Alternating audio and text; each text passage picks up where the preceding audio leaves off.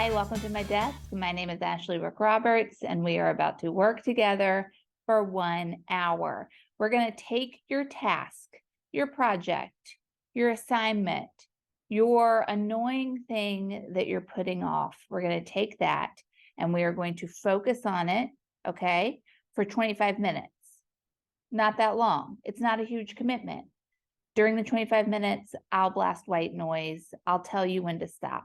Okay. You don't have to worry about timing yourself. You're going to hear me. I'm going to say ding, ding, ding, ding, ding, which means it's time to take a break.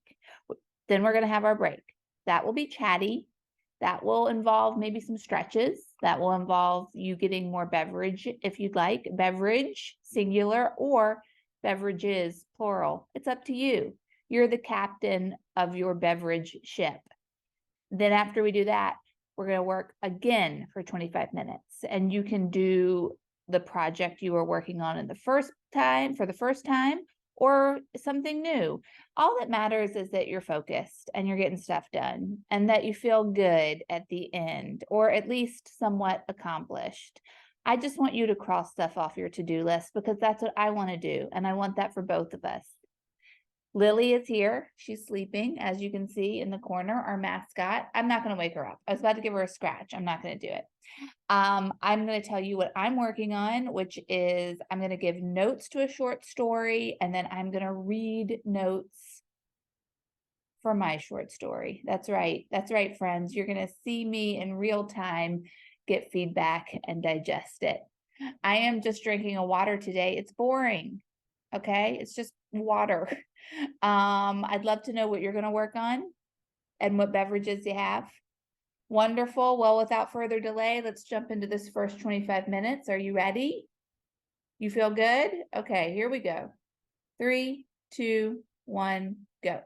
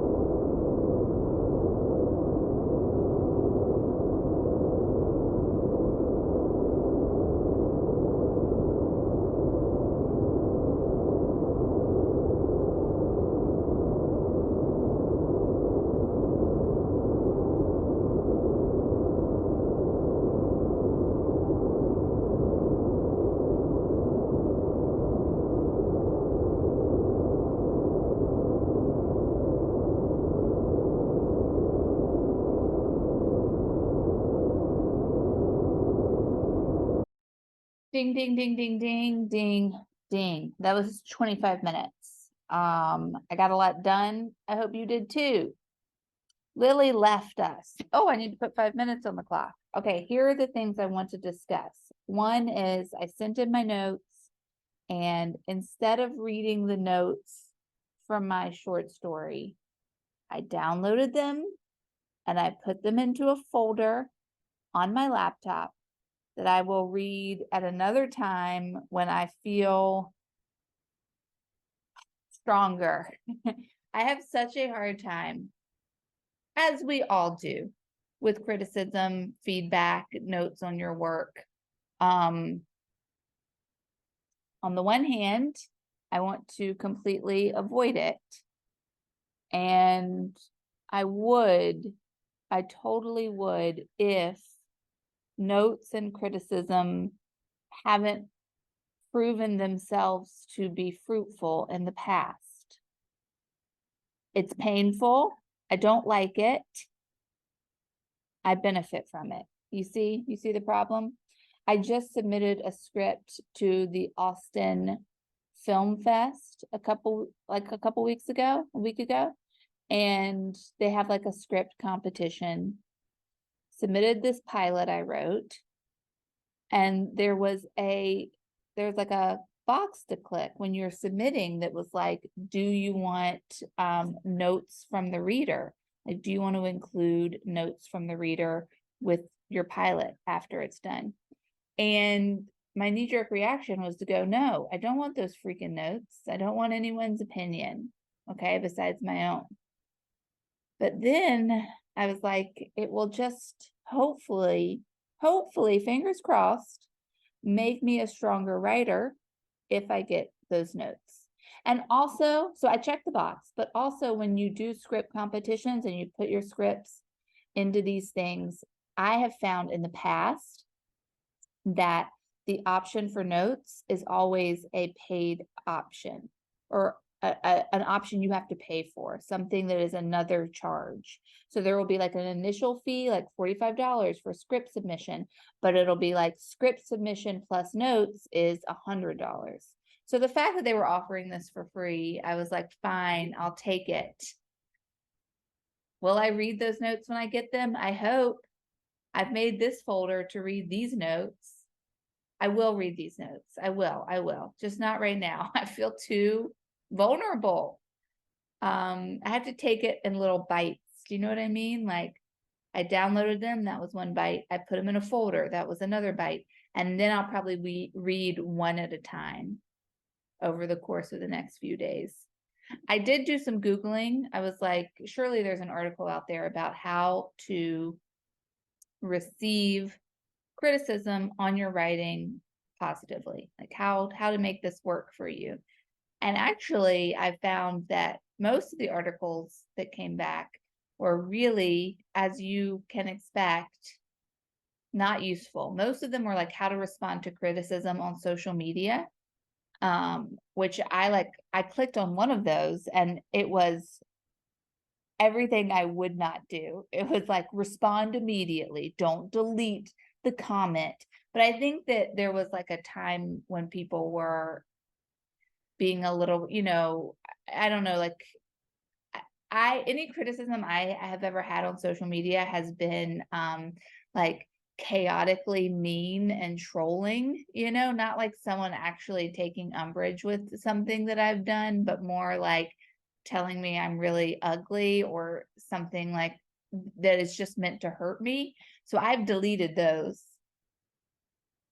I did have one time I did a joke on TikTok about, it was me. It was about how I was feeling like uncomfortable trying to find a dress for a wedding. And I felt like I had gained weight during the pandemic. And I felt like everything I put on at Anthropologie made me look like a circus tent. I had something in there about that should be an option on a wedding invitation. Like, sorry, I can't come. Everything I wear makes me look like a tent right now, or something. I don't even remember, but I do know that I got some negative comments on that from people being like, well, if you feel this way about your body, then how am I supposed to feel about mine? And I didn't delete those. But I didn't respond to them either because I was like, I don't know. It felt like I was like, I'll take this as a loss. You don't like me anymore, but I'm not going to try and engage with you about this because it was about me. You know what I mean? I went off on a tangent. I did find an article. We'll talk about it next week. It's like 6 top tips is let's get the exact title. 6 top tips for dealing with criticism of your writing. So hopefully that will help us. Okay, for the next 25 minutes, I'm going to write out what I want to put in a card to a friend, something meaningful. So I'm going to write it out and then put it in the actual card. And I don't think that will take the whole 25 minutes. So for after that, I'm going to work on my newsletter. I want to send my newsletter out, my long forgotten newsletter. What are you going to work on for the next 25? Great. You ready? Here we go. 3, 2, 1, go.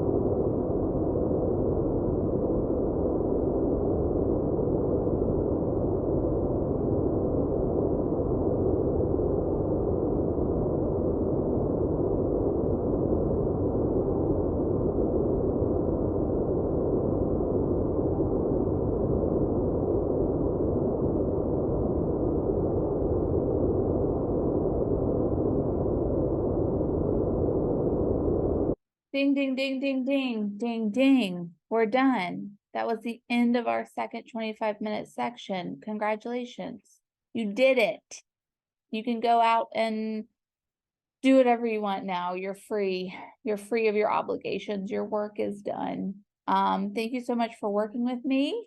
I will see you on Monday. Can't wait. See you then. Bye. Have a great weekend.